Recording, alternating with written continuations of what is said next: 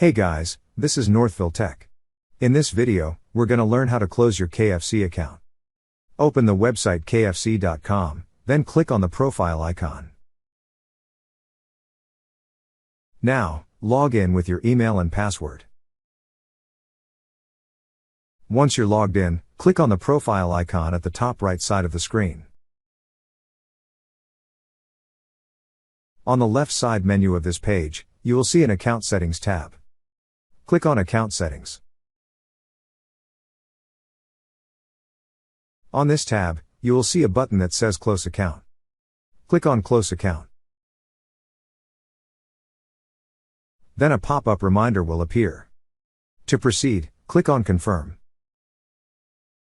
That's how you close your KFC account.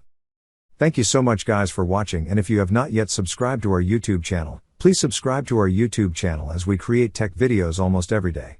Also check out our website northvilletech.com for great tech articles, and our recommended resources in the description below for various sign-up bonuses.